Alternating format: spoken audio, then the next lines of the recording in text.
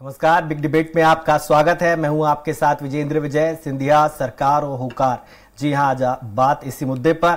ज्योतिरादित्य सिंधिया एक बार फिर से सरकार को धूल चटाने की चुनौती दे रहे हैं। सिंधिया ने कहा कि जो सरकार बेईमानी करेगी उसे गिराने में संकोच नहीं करूंगा, भले ही इससे उन्हें व्यक्तिगत रूप से नुकसान क्यों ना हो। सिंधिया ने शिवपुरी में आक्रामक शैली में दादी की तरह सिंधिया परिवार को ललकारने वालों को जमीन पर लाने की धमकी दी है। सिंधिया के ये तेवर यूं तो कांग्रेस के लिए थे, लेकिन इसे बीजेपी के लिए भी इशारा माना जा रहा है। सिंधिया की ललकार, किस पर प्रहार? ज्योतिरादित्य का वार, फिर गिराएंगे सरकार। दादी की ढाल, ज्योतिरादित्य की नई चाल। कांग्रेस का तंज, बीजेपी से भी सिंधिया का रंज। सिंधिया का ताव, सियासी मोल भाव। ज्योतिरादित्य सिंधिया ने शिवपुरी में कांग्रेस को कोसते कोसते ऐसी बात कह दी जो बीजेपी के कान खड़े करने के लिए काफी थी। सिंधिया ने कहा कि जब जब जिसने वादा खिलाफी की, तब तब सिंधिया परिवार ने उसे धूल चटाई। जब डीपी मिश्रा की सरकार ने ललकारा तो दादी ने उसकी सरकार गिरा दी। कांग्रेस की सरकार ने वादा खिलाफी और भ्रष्टाचार किया तो मैंने कमलनाथ सरकार गिरा दी थी। आगे भी कोई सरकार अपनी जेब भरे और जनता से झूठे मीठे वादे करे, वो इसके खिलाफ खड़े हो जाएंगे, भले इसका खामियाजा उन्हें भुगतना पड़े। मैं उस परिवार का वंशज हूँ जिस आजी अम्मा ने जब डीपी मिश्रा ने ललकारा था तो डीपी मिश्रा की सरकार को धूल चटा दी थी। और अगर कोई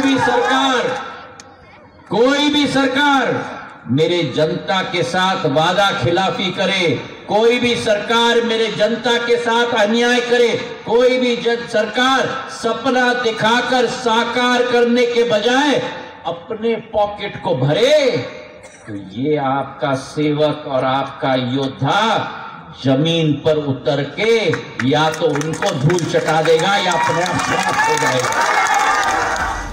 कांग्रेस ने सिंधिया के बयान को बीजेपी के साथ मोलभाव की कोशिश बताया है, तो बीजेपी ने 90 तुले शब्दों में इसे डाइल्यूट करने की कोशिश की।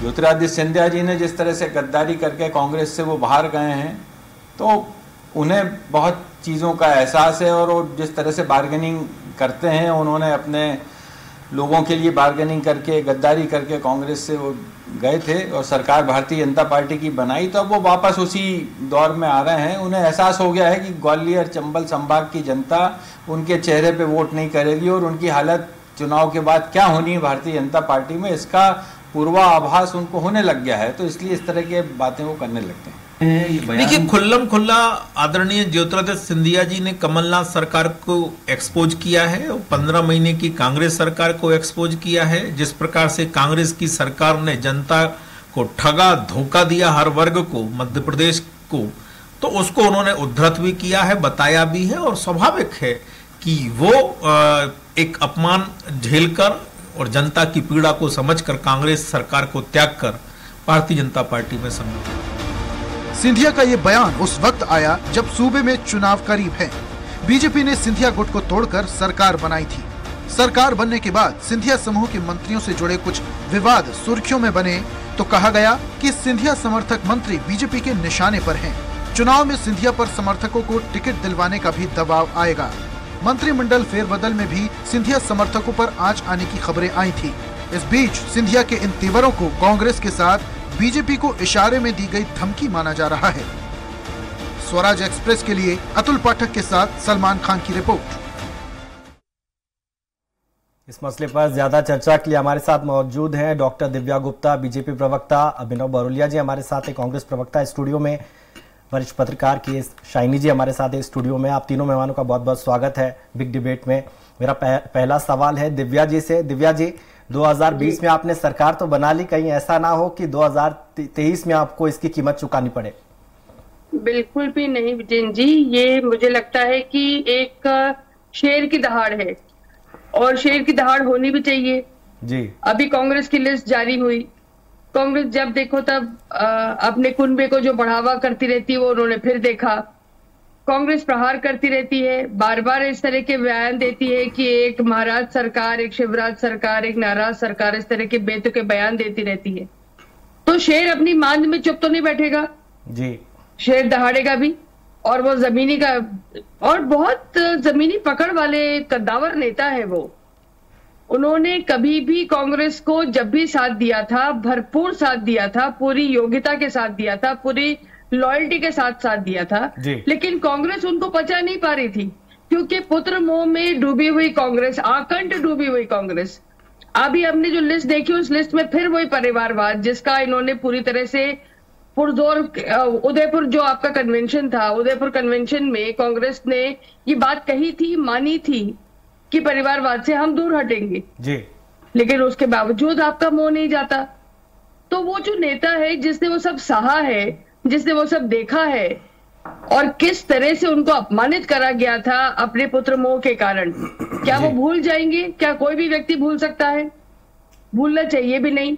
तो वो शेर की दहाड़ है साहब, और वो बिल्कुल होनी भी चाहिए। क्यों नहीं? जिस भी व्यक्ति में जरा भी स्वाभिमान होगा वो बिल्कुल इस तरह से दहाड़ेगा, और जस्टिफाइड है उनका दहाड़ना। जी ठीक है, इस पर रिएक्शन ले लेते हैं अभिनव जी से। अभिनव जी, शेर की दहाड़ है या दोधारी तलवार है? ऐसा ना हो जो तलवार कांग्रेस की तरफ चली वो कहीं बीजेपी की तरफ ना चल जाए। देखिए, जिस तरीके से अभी स्वराज एक्सप्रेस पे सारी जनता ने भी देखा होगा, एक घमंड और अहंकार से लबरेज माननीय सिंधिया जी जिस तरीके से, मतलब लोकतंत्र की हत्या तो उन्होंने की ही है, जिस तरीके से पूरे देश में और प्रदेश में चर्चा रही है, तो ये एक खुला चैलेंज है भारतीय जनता पार्टी को। शायद दिव्या जी शायद समझ नहीं पा रही होंगी और उनको शेर लग रहा है। अगर ये शेर ऐसा है तो 57 साल के बाद ग्वालियर में महापौर का चुनाव जो हुआ उसमें बहुत बुरे तरीके से ये शेर हारा है। उसके बाद मुरैना में जहां ये चंबल एरिया में पकड़ रखते वहां भी इनका सूपड़ा साफ हुआ है। तो ये शेर नहीं है, ये शेर सौदेबाजी करना चाह रहा है। सीधी सी बात है, दिव्या जी को आने वाले वक्त में ये भी साफ साफ समझ में आएगा।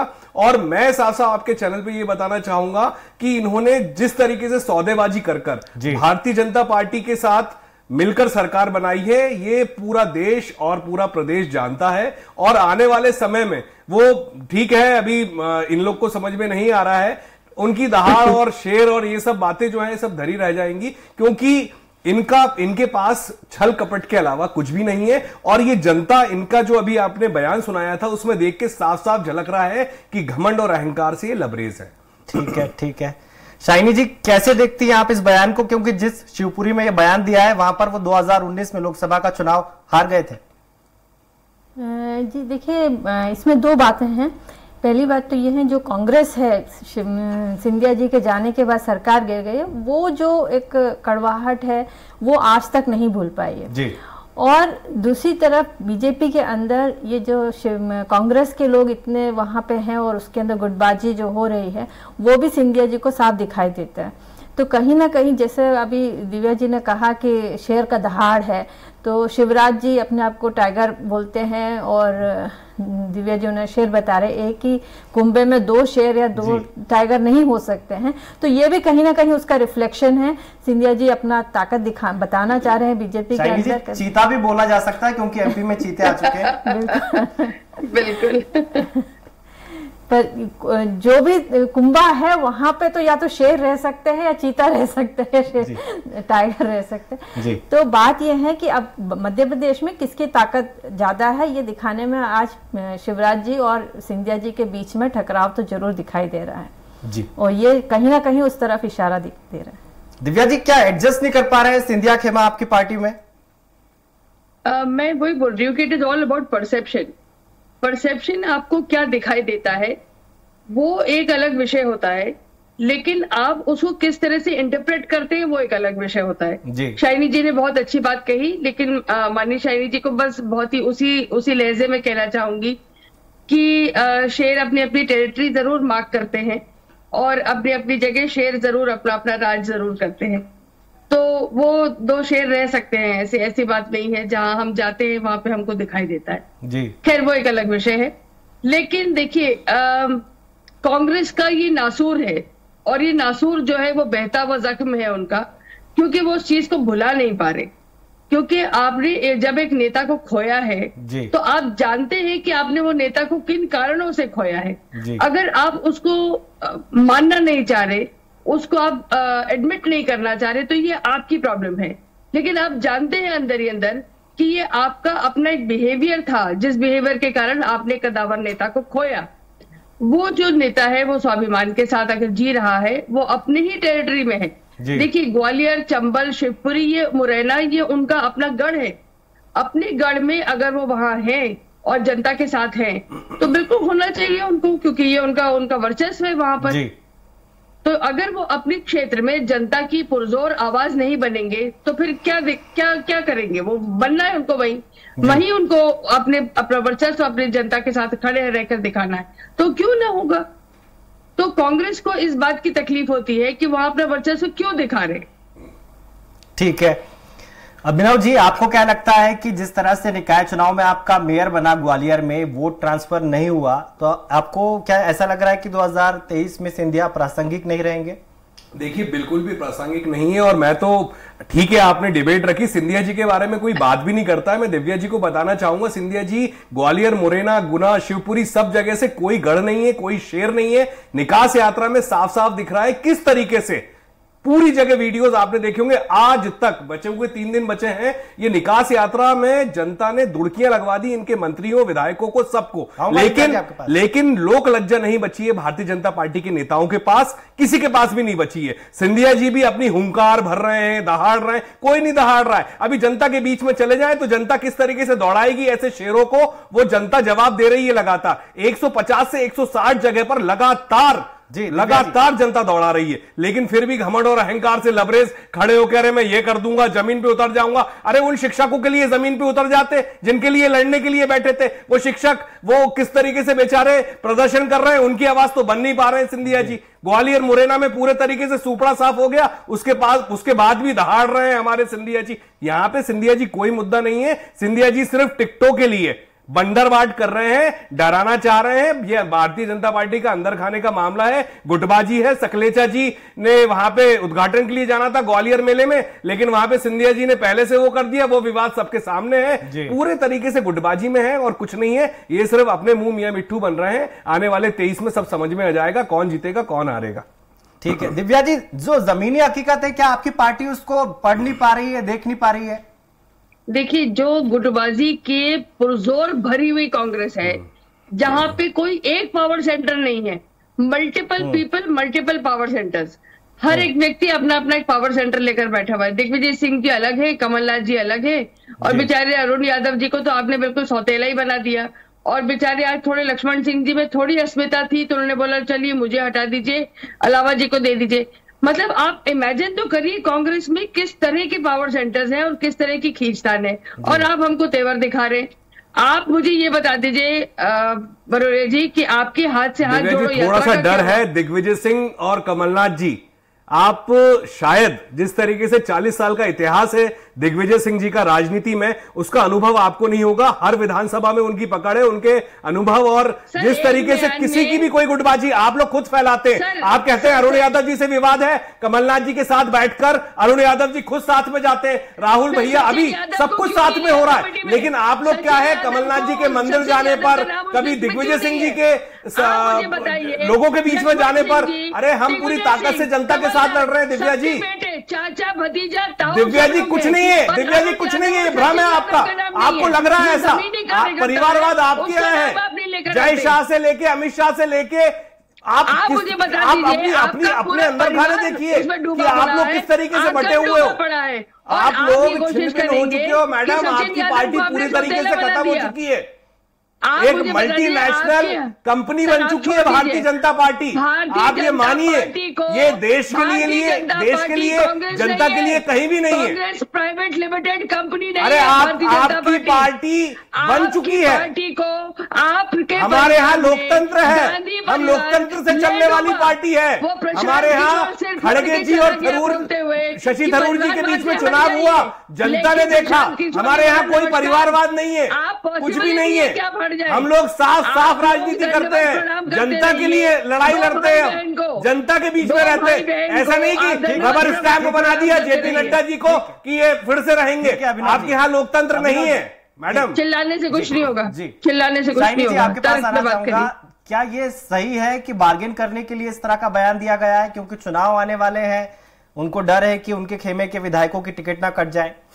बिल्कुल, ये जो सिंधिया जी ने जो ये शब्द इस्तेमाल करे हैं कि मैं किसी भी सरकार को गिरा सकता हूं, और पहले मैंने कमलनाथ जी की सरकार को गिराया, और उन्होंने अपनी दादी जी का भी नाम लिया, उन्होंने कहा किस तरह से उन मिश्रा जी सरकार उनने गिराया था, तो कहीं ना कहीं इशारा तो दे रहे हैं वो। और ये बहुत क्लियर है कि उनको अपने विधायकों को खुश रखना है, और ये पॉलिटिक्स है बीजेपी के अंदर के। वो सिंधिया जी भी समझ रहे हैं कि अगर वहाँ पे इस तरह के गुटबाजी नहीं जो चल रहा है उसके चलते उन्हें अपना ताकत तो दिखानी ही पड़ेगी। पर मैं अभिनव जी से ये जानना चाहूंगी कि सिंधिया जी जो कह रहे हैं कि हम सरकार गिरा देंगे, तो क्या अभिनव जी सिंधिया जी को एक्सेप्ट कर लेंगे कांग्रेस पार्टी? अगर जिस तरह से आप लोग ने सिंधिया जी को कहा वो पैसे लेके चले गए, खरीद लिया गया, बिक गए हैं, तो ये सब कहने के बाद क्या वापस आप सिंधिया जी को अपने पार्टी में जगह देंगे? कभी भी नहीं मैडम, कभी भी नहीं।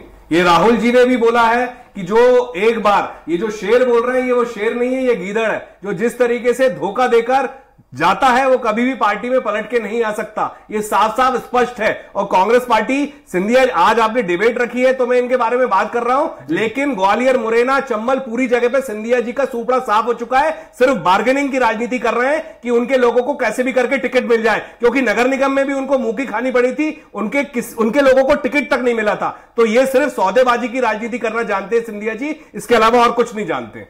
ठीक है दिव्या जी, तमाम आरोप लगाए अभिनव जी ने आपकी पार्टी पर। आपकी पार्टी को कहा जाता है पार्टी विद द डिफरेंस, चाल, चरित्र और चेहरा सबसे आगे रख के यहाँ पर राजनीति की जाती है, लेकिन ये तो व्यक्ति विशेष की पार्टी हो जाएगी अगर इस तरह से लोग बोलेंगे कि हम सरकार गिरा भी सकते हैं। विजय जी, मैं आपको फिर एक बार उसी ढंग से बताना चाहूंगी जी। भारतीय जनता पार्टी में संगठन प्रमुख है जी, व्यक्ति कभी भी विशेष नहीं हुआ यहाँ पर, यही इस पार्टी की सबसे बड़ी विशेषता है और यही सबसे बड़े डिफरेंस है कांग्रेस और भारतीय जनता पार्टी में जी। जब भी ऐसा कभी हुआ कि व्यक्ति विशेष अपने आप को ऊपर उठाने की कोशिश करी, उसने समझने की कोशिश करी, तब ये बात बार बार आगे आई है कि संगठन आगे बढ़ता है, संगठन ही वो है, वो चीज जो आपको आपकी पहचान देता है, संगठन ही है जो रीढ़ की हड्डी है। और माननीय बरोलिया जी से मैं सिर्फ एक बात पूछना चाहूंगी, आप बहुत उत्तेजित हो के सारी बात कर रहे हैं कि डिबेट है तो मैं बोल रहा हूँ, कोई बात नहीं, डिबेट में इस तरह के विषय आएंगे ही, आपको बोलना ही होगा, लेकिन उसमें उत्तेजना की आवश्यकता नहीं है। मैं सिर्फ इतना कहना चाहूंगी, आपसे पूछना चाहूंगी कि आपके हाथ पे हाथ मिलाओ अभियान का क्या हुआ? मुझे उसका कहीं कुछ असर दिखाई देता हुआ नहीं लग रहा है। कौन से हाथ मिल गए और कहाँ मिल गए और किससे मिल गए, थोड़ा सा उसके बारे में भी थोड़ी असल में क्या है, जनता के बीच में चर्चा दिव्या जी निकास यात्रा की चल रही है, उनके दौड़ने भागने की चल रही है, और हमारा हाथ से हाथ जोड़ो में लगातार आप देख रहे होंगे 12 दिन से कमलनाथ जी लगातार जनसभाएं कर रहे हैं। देखिए दिव्या जी, लगातार जन सैलाब उमड़ रहा है कमलनाथ जी की सभाओं में, और आपके नेताओं मंत्रियों को दौड़ाया जा रहा है। तो मैं उत्तेजित होकर नहीं बोल रहा हूँ, ये मेरे बोलने का तरीका है, और मैं इस तरीके से बोल के आपको बताना चाह रहा हूँ कि भाजपा का सूपड़ा साफ हो गया है और जनता कमलनाथ जी के साथ है, कांग्रेस पार्टी के साथ है। आप लोगों के नेता और मंत्रियों को आप एक्सेप्ट क्यों नहीं कर रहे हैं? आप एक्सेप्ट क्यों नहीं कर रहे कि हाँ हमको आईना देखना पड़ रहा है? 18 साल 20 साल से हमारी सरकार थी, हमने कुछ नहीं किया, ना सड़कें अच्छी करी, ना रोजगार दिया, ना महंगाई कम करी। जनता के मुद्दों से आप कब तक बचेंगे? कब तक आप कांग्रेस को कोसते रहेंगे? कब तक आप कमलनाथ जी को कोसते रहेंगे? आप कांग्रेस और कमलनाथ जी से बाहर आइए मैडम। दिग्विजय सिंह जी, इन सब लोगों की बातें करना छोड़िए, 6 महीने बचे हैं, जनता की बात करिए। जनता ही जनार्दन है और जनता रिजल्ट दे चुकी है ग्वालियर, मुरैना, सब जगह पे। आप समझिए, जितने उपचुनाव हुए उतने सारे उपचुनाव में भारतीय जनता पार्टी का परचम फिर से लहराया। आप जितना मर्जी उत्तेजित होके ऊंची आवाज में जो बोलना चाहे आप बोलिए, कोई ऊंची आवाज नहीं मैडम, मेरे शायद आवाज ही ऐसी होगी। आपको ऐसा लगता है कि मैं उत्तेजित होके बोल रहा हूँ? बहुत उत्तेजित होकर मैं साफ बोल रहा हूँ। लेवल नीचे लेकर आइए। छोटा सा सवाल आपसे कि अगर सिंधिया जी सक्षम है तो आप फिर आपका मेयर क्यों नहीं बना ग्वालियर में? देखिए, मैं फिर आपको पुरानी बात याद दिलाना चाहूंगी, मैंने तब भी कहा था, अब भी कह रही हूँ, हमारा परसेंटेज ऑफ वोट बढ़ा था जी। हमारे पार्षदों की संख्या बढ़ी थी। कई बार सिलेक्शन ऑफ द कैंडिडेट में कभी कभी हो जाता है, जब आप एक्सपेरिमेंट करते हैं तो जी। आपने एक्सपेरिमेंट करा, आप एक्सपेरिमेंट करना चाहते थे, आपने नए नए नाम लेकर आए, आपने एक्सपेरिमेंट करा, कई बार उस नामों के कारण दिक्कत आ सकती है, लेकिन क्या हमने घमंड तोड़ा है मैडम ग्वालियर और मुरैना में? सर क्या मेरा ये कहना है कि क्या एक्सपेरिमेंट करने का मादा कांग्रेस में है, वही विधायक होगा, वही मेयर कैंडिडेट होगा। आपके पास दूसरा तीसरा नाम नहीं है साहब, कार्यकर्ता नहीं है आपके पास। आप किस बात का दम भरने में लगे हुए हैं? आज ही इंदौर में, देपालपुर में पता है आपको दिव्या जी, आपके ही शहर में किस तरीके से भाजपा छोड़कर 500 से ज्यादा कार्यकर्ता आज की तारीख में 500 से ज्यादा कार्यकर्ता इंदौर में, देपालपुर में, जहां आप लोग का कांग्रेस का अध्यक्ष तो बना लो पहले, फिर उसके बाद चर्चा करना। अध्यक्ष मैडम, हमने चुनाव करके अध्यक्ष बनाया है लोकतंत्र में, आप लोग की तरह नहीं है रबर स्टैम्प। सर ऐसा है, आपने अध्यक्ष बनाया, जीतू पटवारी जी ने किसी को अध्यक्ष बना दिया, स्वयंभू, फिर पुतला जला दिया, फिर पुतला जलाने की बात हो गई, फिर एक नया नाम आ गया। अगर इसको आप मुद्दा समझती हैं, अगर ये तो हमारी पार्टी के अंदर की बात है, ये हम संभाल लेंगे हमारे लोगों को। आप सिंधिया जी को संभाल लीजिए मैडम, सिंधिया जी सौदेबाजी कर रहे हैं, उस पर बात करिए। मुद्दा सौदेबाजी का है, सिंधिया जी का है कि वो किस तरीके से सौदेबाजी कर रहे हैं, यहाँ सौदेबाजी कर रहे हैं, उस पर बोलने से कब तक बचेंगी आप? इतनी जोर जोर से चिल्लाने से डिबेट नहीं होता है सर, मेरा निवेदन ये है, बिल्कुल आराम से हम चर्चा करें। सवाल आपसे है कि वो बयान तो आपकी पार्टी के लिए था, उनकी दादी ने जिसकी सरकार गिराई थी वो भी आपकी पार्टी की थी सरकार, तो ऐसे में कहीं ऐसा तो नहीं है कि नए जयचंद आपकी पार्टी मिल जाए और फिर वो सरकार गिरा दे आपकी चुनी हुई? हमारी पार्टी में कोई जयचंद नहीं है, जिनको जाना था वो चले गए, जितने जयचंद जाने थे, जिनको सौदा करना था सौदेबाजी करके चले गए, सब बिक गए। किस तरीके से बिके जनता जानती है सब जगह पे। लेकिन अब आने वाले समय में आने वाले जो चुनाव है उसमें जनता आईना दिखाएगी, जिस तरीके से ग्वालियर और मुरैना में और रीवा में, जबलपुर में जनता ने आईना दिखाया है, उसी तरीके से आने वाले समय में आईना दिखाएगी जनता कि इनके घमंड और अहंकार को तोड़ेगी। अभी हिमाचल प्रदेश में इनका घमंड और अहंकार टूटा है, जिस तरीके से घमंड और अहंकार से लबरेज है, वो पूरा घमंड और अहंकार जमीन पर आएगा। एक मल्टीनेशनल कंपनी की तरह भारतीय जनता पार्टी जो अपना व्यवहार रख रही है, लोकतंत्र की लगातार हत्या कर रही है, वो पूरी जनता बराबर देख रही है। ठीक है, अगर टिकट वितरण में सिंधिया जी को तवज्जो नहीं दी गई तो क्या आपकी पार्टी के लिए घातक हो सकता है 2023 विधानसभा चुनाव? देखिए ऐसा है, मैंने आपसे फिर कहा, संगठन सबसे सर्वोपरि है, संगठन की अपनी एक मर्यादा है, संगठन की अपनी एक प्रक्रिया है, संगठन अपने हिसाब से रिसर्च एनालिसिस सब करने के बाद विधानसभा का चुनाव है, कोई छोटा मोटा चुनाव नहीं, सबके लिए चिंता का विषय है और सबके लिए ये एक विषय है जिसको आपको, ये एक तरह का संघर्ष, वॉर जिसको आप कहना चाहिए, ये सब कुछ है। तो युद्ध में या तो जीतता है या हारता है, there is no bronze medal, silver medal भी नहीं होता, either it is gold or it is nothing. तो आपको जीत तो सर्वोपरि है, तो आप उसके लिए हर तरह की, हर किस्म की आप कवायद भी लगाएंगे, रिसर्च भी करेंगे, उसके बाद टिकट सिलेक्शन करेंगे। लेकिन एक बहुत इंपॉर्टेंट बात जो बार बार मैं कहती हूँ, कुछ चीजें डिसाइड हो चुकी है कि परिवारवाद बिल्कुल नहीं चलेगा, बिल्कुल परिवारवाद को बढ़ावा नहीं दिया जाएगा, एक बात। दूसरी बहुत इंपॉर्टेंट बात कि हम यंग टैलेंट को बार बार ऊपर लेकर आएंगे, हम एक्सपेरिमेंट तो करेंगे क्योंकि सेकेंड लाइन ऑफ लीडरशिप हमको तैयार करनी ही है इस बात को लेके। ये जो छोटी छोटी बातें इन चीजों को लेकर शाइनी जी के पास जाऊंगा। शाइनी जी, क्या आपको लगता है कि 2023 में स्मूथली सब कुछ हो जाएगा बीजेपी के लिए? विजेंद्र जी, आप देखिए कि ये जो मुद्दा है, सिंधिया जी जो छोड़ के गए हैं कांग्रेस को, ये पहले इसमें जब बाईपोल हुए थे, बाई इलेक्शन हुए तो उसमें कई बार कांग्रेस ने इसी चीज को उठाया कि वो बिक गए हैं, खरीद लिया है पूरी। मेरा नेक्स्ट चैनल स्टार्ट हो रहा है, कैन आई लीव प्लीज? जी मैम। तो उसके चलते उनने पूरा वो जो है जनता ने उस पर मैंडेट दे चुके हैं। बीजेपी जो है वो कमलनाथ और दिग्विजय सिंह पे ब्लेम करती है और उनके अंदर जो गुटबाजी है उस पर बात करती है। जी, क्या सरकार पर प्रेशर है सिंधिया खेमे का, इसलिए रिशफल नहीं हो पा रहा है कैबिनेट का? नहीं, देखिए प्रेशर तो बहुत सारे गुट है बीजेपी के अंदर, सिर्फ सिंधिया जी का नहीं है। कई अगर इसमें एक्सपेंशन होता है, कैबिनेट रिशफल होता है तो लोग, बहुत सारे लोग उसमें नाराज हो जाएंगे और वो नाराजगी जितने दूर तक टाल सके बीजेपी चाहेगी कि उसको टाल दे।